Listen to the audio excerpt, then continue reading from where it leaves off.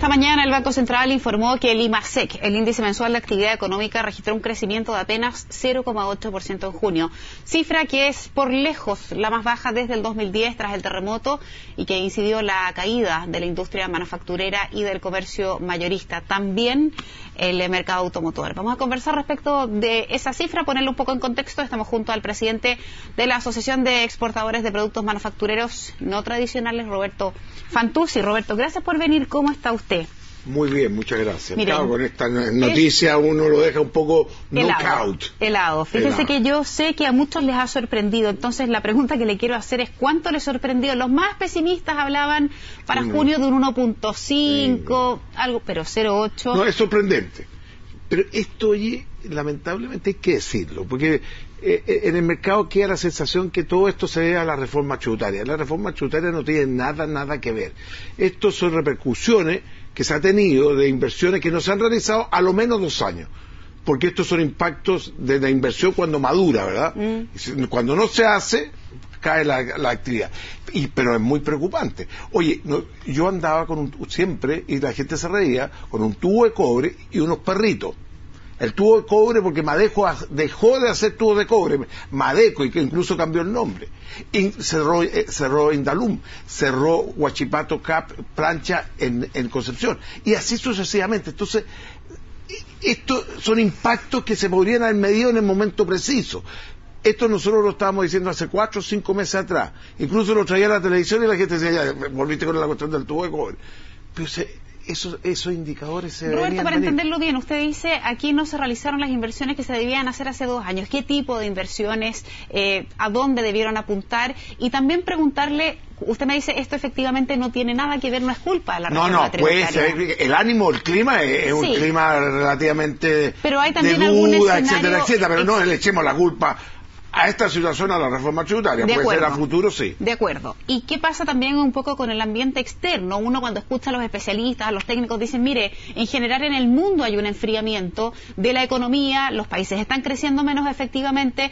¿Cuánto hay de eso? Y respecto a lo que usted me decía eso de las efectivo inversiones. hace 2 años, pero hay que sumarle una variable que yo la hallo fundamental. ¿Cuál? Hace 2 años el dólar estaba a 4.50. Correcto. Cuando el ex ministro habla que es saludable tener un dólar a 550, cuando estuvo a 500, hoy día está a 570 y tanto, dijo que era saludable. ¿Cómo haber sido cuando era a 450? Era mortal. Por eso que muchas empresas dejaron de hacer productos. Oye, Chile dejó hacer... ¿Qué fábrica de textil existe en este país? ¿Qué fábrica de calzado? Si todo eso existía. La manufactura se está cerrando. Asimet hace este jueves hace un evento relacionado con la industrialización. ¿Y quién lo hace? Andrés Velasco. Y Andrés Velasco fue uno de los ministros que también, de alguna manera, veía la situación que se está desindustrializando este país. Oye, la Angela Merkel, lo primero que dice, ¿cómo nos salvamos nosotros? Porque fabricamos productos. Si Chile cae, fabricamos menos. Roberto, y si yo le preguntara o se lo manifiesto de otra forma, ¿de quién es responsabilidad este 0,8% de crecimiento, de IMASEC, perdón? Son la sumatoria de muchas situaciones que no se vieron en el momento oportuno y que el sector, principalmente exportador, porque nos afectaba mucho el dólar a 4.50, si cuando la gente dice 4.50 afecta al exportador, no, afecta a la industria nacional. Si yo fabrico zapatos solamente para el mercado interno, y me sube el dólar, tengo más posibilidades de competir, pero si el dólar cae, tengo menos posibilidades, porque el dólar cae, al caer el dólar me hago menos competitivo. Correcto. Ahora, pero, oye, estas crisis son oportunidades. Yo creo, está pasando una situación que hay aumentado los trabajadores independientes. No sé si de las cifras es importante que ese trabajador independiente siga como emprendedor. Siga como emprendedor. Y eso es una política de Estado, que el Ministerio de Economía tiene mucho que hacer. Sí, tiene mucho que hacer, pero ese es un tema paralelo relevante que no me quiero desviar del foco. ¿Podría ser peor? La verdad es que uno cuando escucha este 0,8 y ve la cara del Ministro de Economía, todavía yo no he tenido oportunidad... ¿Pero qué cara tendrías tú si te digo te voy a bajar el sueldo? Uno se pregunta, Roberto, si esto acaso podría ser peor. Mira, yo creo que estamos tocando suelo pero ya... no. Y va a tener que pegar un salto. No quiero dejar la sensación que todo va a ser positivo. Tenemos que hacer esfuerzos para corregir este cambio. Hay que inyectarle más si hay muchos trabajadores cesantes, hay que capacitarlo con el objeto de que esa persona se integre con mayor nivel de productividad. El otro día, el vicepresidente Corfo da los indicadores de productividad en nuestro país son horriblemente malos. O sea que estamos cada vez siendo menos competitivos. Hay un indicador que esto siempre madura lentamente. La gente cree que es de un día para otro. No, es como la reforma educacional.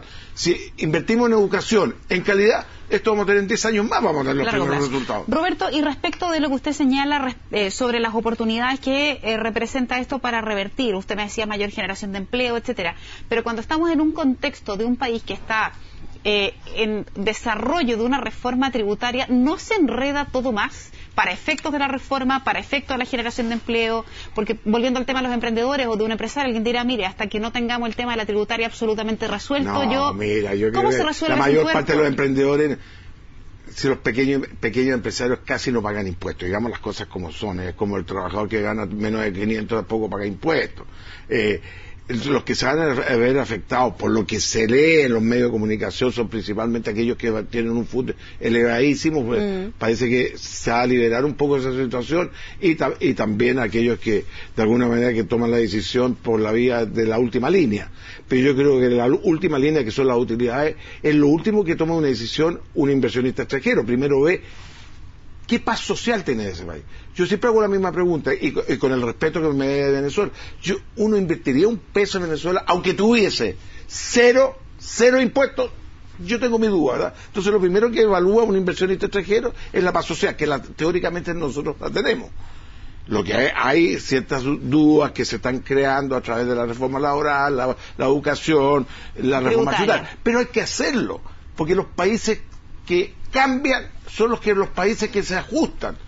No podemos tener una reforma tributaria de hace 40 años atrás. Correcto. Tenemos que ajustarla a la realidad Roberto, nuestra. Y a partir de lo que lo que se está generando en materia de reforma tributaria esta semana, hasta el jueves hay plazo para establecer las indicaciones y aterrizar este famoso acuerdo que vimos hace un par de semanas entre la oposición y la nueva mayoría. ¿Debiera influir, o siente usted que va a influir, este 0,8% que conocimos de IMASEC en esas indicaciones? Bueno, siempre uno se deja influenciar por el corto plazo, si esa sería una estupidez no decir lo contrario. Pero yo creo que las decisiones están ya casi en la parte más difícil. Nosotros, fíjate que hace 3 meses atrás, cuando nadie decimos, el problema más grave es el food que queda en el freezer. Me decían, ¿pero qué es el food en el freezer? ¿Cómo? Si equivale a un PIB nacional, que todavía esas personas no han pagado sus impuestos. Correcto. En un momento hay que transparentarlo. Y recién esta semana se está discutiendo el tema. Yo creo que ahí es una dejación, para mi opinión personal. Eso debería haber salido a la palestra mucho antes. Mucho antes. Eso nos afectará a aquellas empresas pequeñas. Oye, ojo, hay que tener mucho cuidado, porque tú tienes pequeñas, hablo de 75.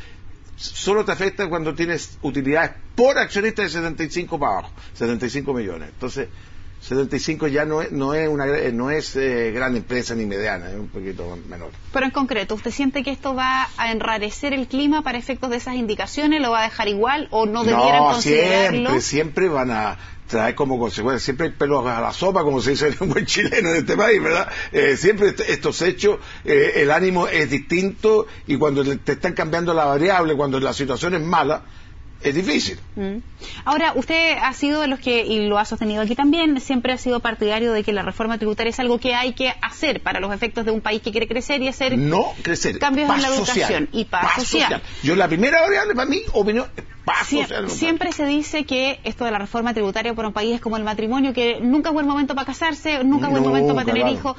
Así como están las cosas, ¿usted sostiene que sigue siendo un momento oportuno para seguir abriendo el debate de reforma tributaria? Yo creo que el debate, principalmente al sector que nos podría afectar, que son las pequeñas y medianas empresas, yo creo que en esta pasada vamos a salir favorables, porque aumentó el tramo a 2.300 millones, el IVA se va a pagar a 60 días, hay una serie que al subir el tramo a 2.300 millones ya son empresas medianas que van a tener efecto todos estos 14 cuater, que el nombre es horrible, 14 miles, mucho tecnicismo, pero es favorable. Lo que teóricamente van a ver impactado negativamente son las grandes empresas, que el food seguramente van a tener que pagar un impuesto para liberarlo, no sé.